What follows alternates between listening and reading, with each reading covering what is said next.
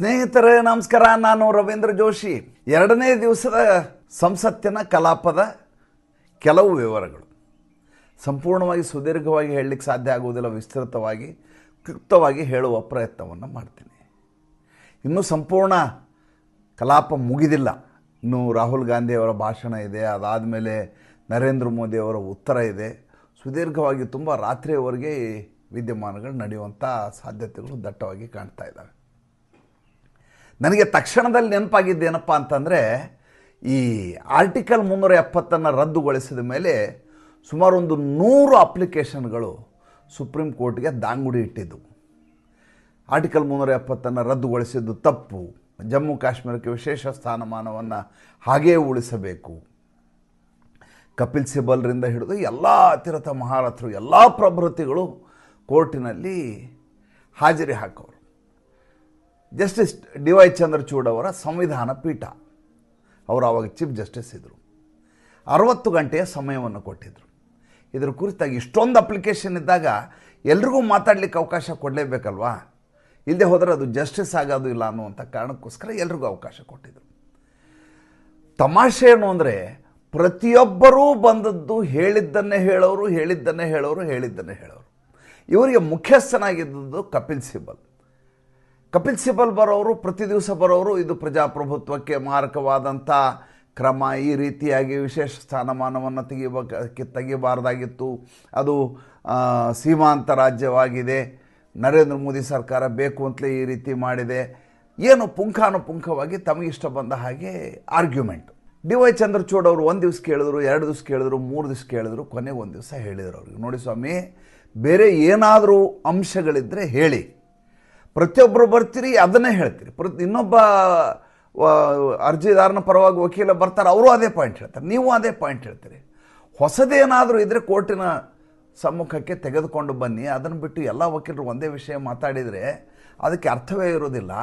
ನಿಮ್ಗೆ 60 ಗಂಟೆ ಸಮಯ ಕೊಟ್ಟಿದ್ದೀವಿ ಅಂದರೆ ಅದರ ಅರ್ಥ ಹೇಳಿದ್ದನ್ನೇ ಹೇಳಬೇಕು ಅಂತಲ್ಲ, ಎಲ್ಲರಿಗೂ ಅವಕಾಶ ಸಿಗಲಿ ಅನ್ನುವಂಥ ಕಾರಣಕ್ಕೋಸ್ಕರ ನೀಡಿದಂಥ ಸಮಯ ಅಂತ ಹೇಳಿ ಕ್ಯಾಕರಿಸಿ ಉಗಿದು ಕೊನೆಗೆ ಅರ್ಜಿಯನ್ನು ರದ್ದುಗೊಳಿಸ್ತಾರೆ.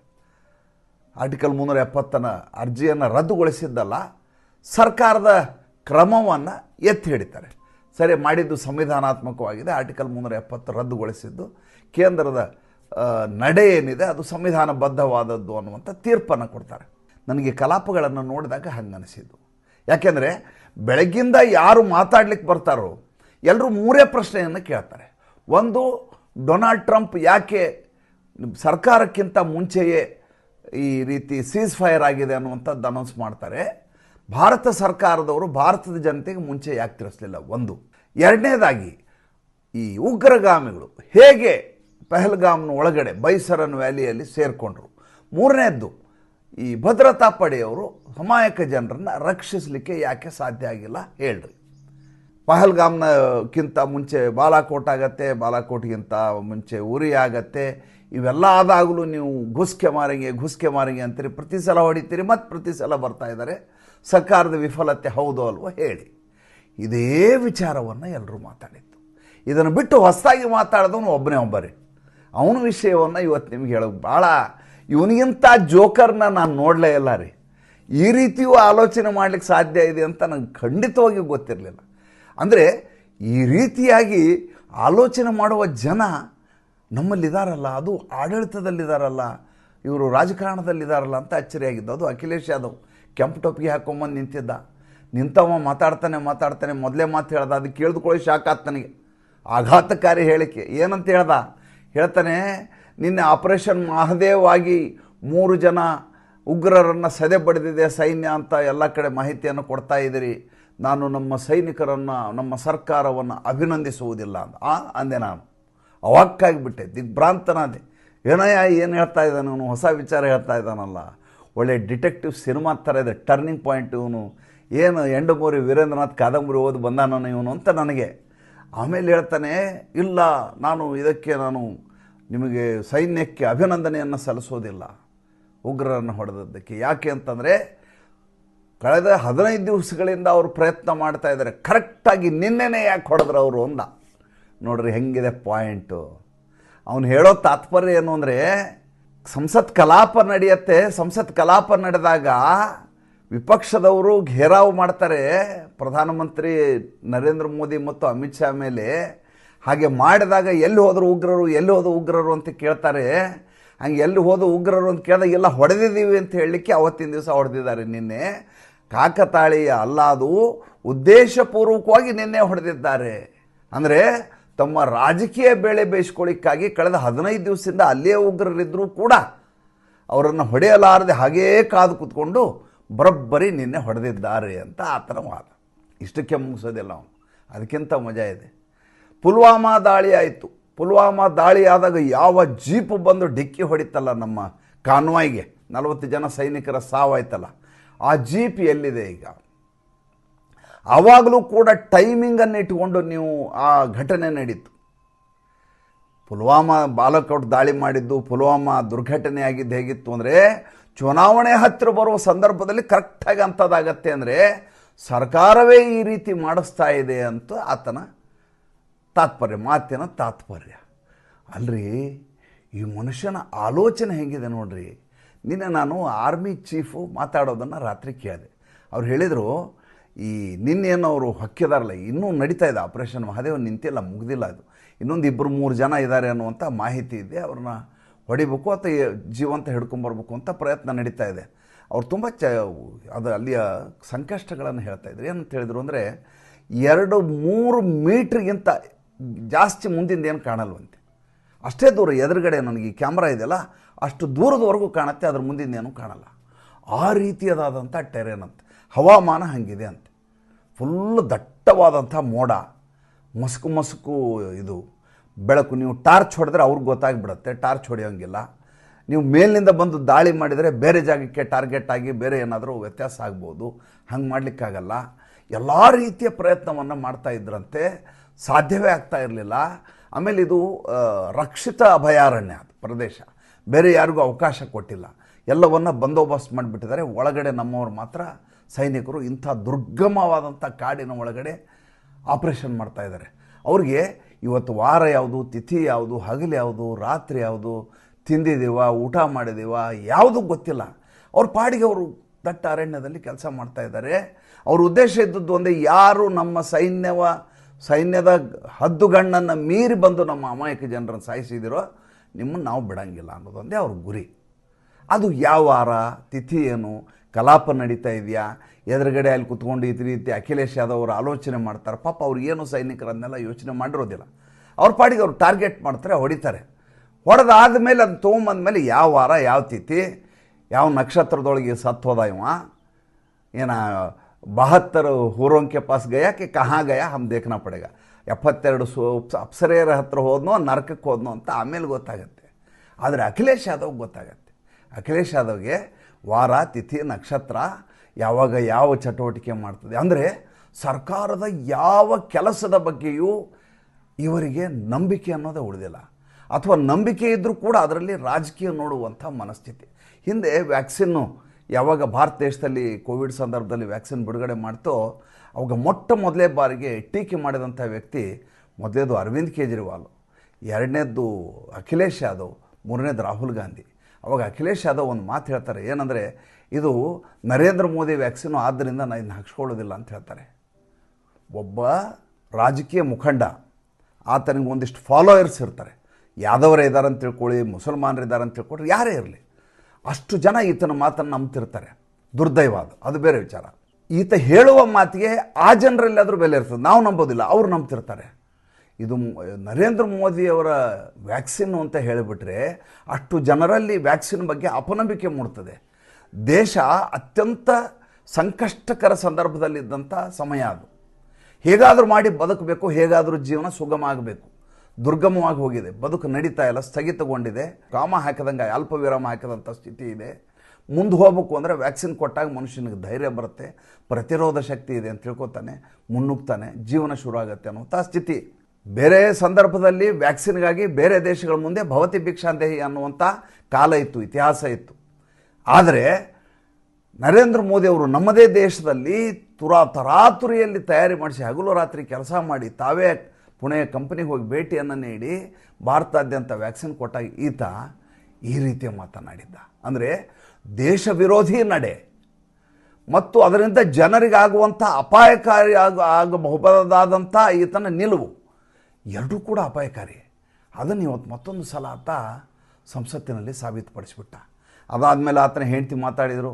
ಆಕೆಯ ಬಗ್ಗೆ ಮೌಲಾನಾ ಒಬ್ಬ ಬೆತ್ತಲೆ ಬೆನ್ನು ಹಿಡ್ಕೊಂಡು ಬೆತ್ತಲೆ ಓಡಾಡಿದರು ಅಂತ ಕೆಟ್ಟದಾಗಿ ಮಾತಾಡಿದ್ದ. ಅವಾಚ್ಯವಾಗಿ ಹಂಗೆ ಮಾತಾಡಬಾರ್ದು. ಇವತ್ತು ಆ ಮೌಲಾನಾನ ಒಂದು ಟಿ ವಿ ಸ್ಟುಡಿಯೋದಲ್ಲಿ ಈ ಅಖಿಲೇಶ್ ಯಾದವ್ನ ಹಿಂಬಾಲಕರು ಹೋಗಿ ಹೊಡೆದಿದ್ದಾರೆ. ಅಂದರೆ ಇವರ ಸಂಸ್ಕೃತಿ ಹೇಗಿದೆ ಅನ್ನೋದು ನೋಡಿ. ಮೊದಲನೇದಾಗಿ ಮೌಲಾನಾ ಒಬ್ಬ ಸೋದರಿಯ ಬಗ್ಗೆ ಹಂಗೆ ಮಾತಾಡಬಾರ್ದು. ಮಾತಾಡಿದ ಮೇಲೆ ಪೊಲೀಸ್ ಕಂಪ್ಲೇಂಟ್ ಆಗಿದೆ. ಅವನನ್ನು ಹುಡುಕೊಂಡೋಗಿ ಸ್ಟುಡಿಯೋದಲ್ಲಿ ಹೊಡೆದಿದ್ದಾರೆ. ಇವರು ಸರ್ತನ್ಸೆ ಜುದ ಹೌದೋ ಅಲ್ಲೋ ನೀವು ನನಗೆ ಹೇಳಿ. ಇನ್ನು ಎರಡನೇದು, ಪ್ರಿಯಾಂಕಾ ವಾಡ್ರಾ ಇವತ್ತು ಮಾತಾಡಿದರು ಸಂಸತ್ತಿನಲ್ಲಿ. ನಾನು ಕಾಯ್ಕೊಂಡು ಕೂತಿದ್ದೆ ಹೆಂಗೆ ಮಾತಾಡ್ತಾರೆ ನೋಡಿಬಿಡೋಣ ಅಂತ. ಸೋನಿಯಾ ಗಾಂಧಿಯವರ ತದ್ರೂಪ್, ಅವ್ರು ಸ್ವಲ್ಪ ಇಟಾಲಿಯನ್ ಭಾಷೆ ಉಚ್ಚಾರ ಜಾಸ್ತಿ ಇದೆ, ಅವ್ರ ಸ್ಲ್ಯಾಂಗ್ ಆ ಥರ ಇದೆ. ಈಕೆ ಸ್ವಲ್ಪ ಭಾರತೀಯ ಭಾಷೆಯನ್ನು ಹಿಂದಿಯಲ್ಲಿ ಬಳಸ್ತಾರೆ. ಭಾಷೆ, ಆಮೇಲೆ ಮಾತನಾಡುವ ಶೈಲಿ, ಧಾಟಿ ಎಲ್ಲ ಅಮ್ಮನ ಧಾಟಿಯಲ್ಲೇ ಮಾತಾಡ್ತಾರೆ.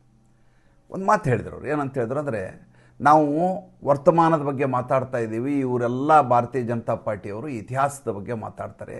ಕೇಳಿದರೆ ನೆಹರು ಅಂತ ಹೇಳ್ತಾರೆ, ಕೇಳಿದರೆ ರಾಜೀವ್ ಗಾಂಧಿ ಅಂತ ಹೇಳ್ತಾರೆ, ಇಂದಿರಾ ಗಾಂಧಿ ಅಂತ ಹೇಳ್ತಾರೆ. ಈಗ ನಡೆದಿರೋದು, ಈಗಾಗಿರೋ ತೊಂದರೆಯ ಬಗ್ಗೆ ಮಾತಾಡಿ ಯಾಕೆ ಪಹಲ್ಗಾಮ್ನಲ್ಲಿ ಅಂತ ದುರಂತ ಆಯಿತು, ಒಂದಲ್ಲ ಎರಡಲ್ಲ ಆಕೆ ಲಿಸ್ಟ್ ಹಿಡ್ಕೊಂಬಂದಿದ್ರು. ಯಾವಾಗ ಭಯೋತ್ಪಾದಕರ ದಾಳಿಯಾಗಿದೆ, ಇವ್ರು ಹೆಂಗೆ ಭಾರತದ ಒಳಗಡೆ ನುಗ್ಗಿ ಬರ್ತಾರೆ, ಪಾಕಿಸ್ತಾನದಿಂದ ಇಷ್ಟು ಜನ ಇನ್ಫಿಲ್ಟ್ರೇಷನ್ ಹೆಂಗೆ ಸಾಧ್ಯ, ಇತ್ಯಾದಿಯಾಗಿ ಪುಂಖಾನುಪುಂಖವಾಗಿ ಯಾರೋ ಬರೆದು ಕೊಟ್ಟಿದ್ದಾರೆ. ಟಿಪ್ಪಣಿ ಹಿಡ್ಕೊಂಬಂದು ಓದಿದ್ರು. ಅದಕ್ಕೆ ನಿಶಿಕಾಂತ್ ದುಬೆ ತುಂಬ ಚೆನ್ನಾಗಿ. ಆಮೇಲೆ ಒಂದು ದೊಡ್ಡದಾದಂಥ ಹೆಂಗೆ ಇವರು ರಾಜಕೀಯ ಮಾಡ್ತಾರೆ ಅನ್ನೋದು ಹೇಳ್ತೇನೆ. ಪ್ರಿಯಾಂಕಾ ವಾಡ್ರಾ 26 ಜನ ಹತರಾದಂಥ ಅಮಾಯಕರ ಹೆಸರನ್ನು ಹೇಳಿದ್ರು. ಹೇಳುವಾಗ 26 ಭಾರತೀಯರ ಸಾವಾಯಿತು ಅಂತ ಹೇಳ್ತಾರೆ. ಅವರು ಹುಡುಕಿ ಹಿಂದೂಗಳನ್ನೇ ಹೊಡೆದಿದ್ದಾರೆ. ಹಿಂದೂಗಳ ಸಾವಾಯಿತು ಅಂತ ಅಪ್ಪಿತಪ್ಪಿನೂ ಆಕೆ ಹೇಳಲಿಲ್ಲ. ಬೇಕು ಅಂತಲೇ 26 ಜನ ಭಾರತೀಯರ ಸಾವಾಯಿತು. ಆ ಭಾರತೀಯರು ಯಾರು ಅಂತ ಹೆಸರು ಹೇಳ್ತೇನೆ. ಒಂದೊಂದಾಗಿ ಈಕೆ ಹೆಸರು ಹೇಳೋದು, ಹೆಸರು ಹೇಳ್ತಂಗೆ ತಕ್ಷಣ ಹಿಂದ್ಗಡೆ ಇರುವಂಥ ಗುಲಾಮರು ಭಾರತೀಯ ಅಂತ ಕೂಗೋದು, ಮತ್ತೊಂದು ಹೆಸರು ಹೇಳೋದು ಭಾರತೀಯ ಅಂತ ಕೂಗೋದು, ಈ ಕಡೆ ಆಡಳಿತ ಪಕ್ಷದವರು ಹಿಂದೂ ಅಂತ ಕೂಗೋದು. ಈ ರೀತಿಯ ನಾಟಕ ನಡೀತಾ ಇತ್ತು. ನಿಶಿಕಾಂತ್ ದುಬೆ ಅದಕ್ಕೆ ಸರಿಯಾಗಿ ಕೌಂಟರ್ ಕೊಟ್ಟರು. ನಿಶಿಕಾಂತ್ ದುಬೆ ಹೇಳಿದರು, ನೋಡಮ್ಮ ನೀನು ಏನಂತ ಹೇಳ್ತೀಯ, ಇತಿಹಾಸದ ಬಗ್ಗೆ ಮಾತಾಡಬೇಡ ಅಂತ ಹೇಳ್ತೀಯ. ಇತಿಹಾಸ ಸೆ ಸೀಖನಾ ಚಾಹಿಯೇ, ವರ್ತಮಾನ ಮೇ ಜೀನಾ ಚಾಹಿಯೇ. ಇತಿಹಾಸ ಇಲ್ಲದೆ ಭವಿಷ್ಯವಿಲ್ಲ ಅಂತ ಹೇಳಿದ್ರು. ಇತಿಹಾಸದಿಂದ ಪಾಠ ಕಲಿಯಬೇಕು, ವರ್ತಮಾನದಲ್ಲಿ ಬದುಕಬೇಕು ಅಂತ ನಿಶಿಕಾಂತ್ ದುಬೆ ಹೇಳಿದ್ರು. ನಿಶಿಕಾಂತ್ ದುಬೆ ಭಾಷಣ ಶುರು ಮಾಡಿದಾಗ ಹಿಂದ್ಗಡೆ TMC ಅವರು ಇನ್ನಿಲ್ಲದ ಹಾಗೆ ಗಲಾಟೆ ಶುರು. ನೀವು ಹಿಂದಿಯಲ್ಲಿ ಮಾತಾಡಬೇಡಿ, ಇಂಗ್ಲೀಷಲ್ಲಿ ಮಾತಾಡಿ, ಹಿಂದಿಯಲ್ಲಿ ಮಾತಾಡಬೇಡಿ, ಇಂಗ್ಲೀಷಲ್ಲಿ ಮಾತಾಡಿ ಅಂತ ಮಾತಾಡಲಿಕ್ಕೆ ಅವಕಾಶ ಕೊಡ್ತಾ ಇಲ್ಲ. ನಿಶಿಕಾಂತ್ ದುಬೆ ಕೋಪ ಬಂದ್ಬಿಟ್ಟು ನಿಶಿಕಾಂತ್ ದುಬೆ ಹೇಳಿದರು, ಅಲ್ಲ ರೀ, ನೀವು ತಮಿಳ್ನಲ್ಲಿ ಮಾತಾಡಿ ಅಂತ ಹೇಳಿದ್ರೆ ನನಗೇನು ಬೇಜಾರಿಲ್ಲ, ಭಾರತೀಯ ಭಾಷೆ ಅದು. ನೀವು ಎಲ್ಲರೂ ಹಿಂದಿ ದ್ರೋಹಿಗಳ ಥರ ಬಿಹೇವ್ ಮಾಡ್ತಾ ಇದ್ದೀರಾ. ನಾನು ತಮಿಳ್ ಬಗ್ಗೆ ತಮಿಳ್ನಲ್ಲಿ ಮಾತಾಡೋದ್ರೆ ಬೇಜಾರಿರ್ತಿಲ್ಲ, ವಿದೇಶಿ ಭಾಷೆ ಇಂಗ್ಲೀಷಲ್ಲಿ ಮಾತಾಡು ಅಂತ ಹೇಳ್ತೀರಲ್ರಿ. ನೀವೆಲ್ಲ ಕಾಂಗ್ರೆಸ್ಸಿಗರು ಮತ್ತು ಕಾಂಗ್ರೆಸ್ಸಿನ ಸಹಪಕ್ಷಗಳೇನಿದ್ದಾವೆ ಅವ್ರದ್ದೆಲ್ಲ ನಿಲುವು ಒಂದೇ, ದೇಶ ವಿರೋಧಿ ನಿಲುವು, ಹಿಂದಿ ವಿರೋಧಿ ನಿಲುವು. ನಾನು ಹಿಂದಿಯಲ್ಲೇ ಮಾತಾಡ್ತೀನಿ.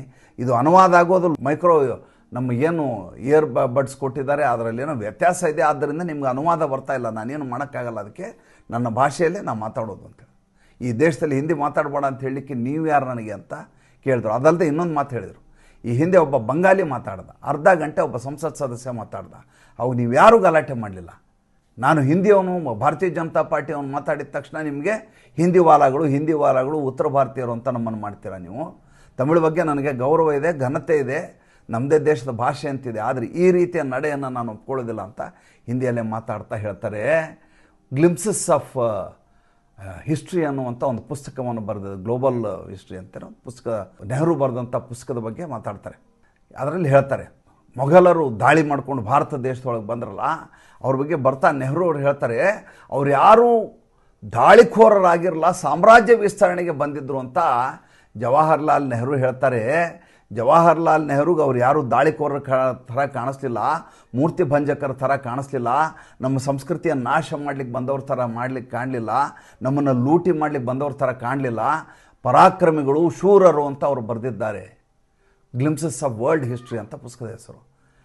ಇದನ್ನು ನೀನು ನೋಡಬೇಕಮ್ಮ ನೀನು. ಪ್ರಿಯಾಂಕಾ ವಾಡ್ರಾ ಇವ್ರು ಯಾರು? ಪ್ರಿಯಾಂಕಾ ವಾಡ್ರಾ, ರಾಹುಲ್ ಗಾಂಧಿ ಇವ್ರದ್ದೊಂದು ಸ್ವಭಾವ ಇದೆ. ಏನಪ್ಪ ಅಂತಂದರೆ, ಯಾವಾಗ ಇವ್ರು ಭಾಷಣ ಮುಗಿತಲ್ಲ, ಇದಕ್ಕೆ ಕೌಂಟ್ರ್ ಕೊಟ್ಟವ್ರು ಏನು ಮಾತಾಡ್ತಾರೆ ಅಂತ ಕೇಳಿಸ್ಕೊಳ್ಳಲ್ಲ ಅವರು. ಅಲ್ಲಿಂದ ತಕ್ಷಣ ಅಲ್ಲಿಂದ ಜಾಗ ಖಾಲಿ ಮಾಡ್ತಾರೆ. ಹಿಟ್ ಆ್ಯಂಡ್ ರನ್ ಕೇಸ್ ಇವರು.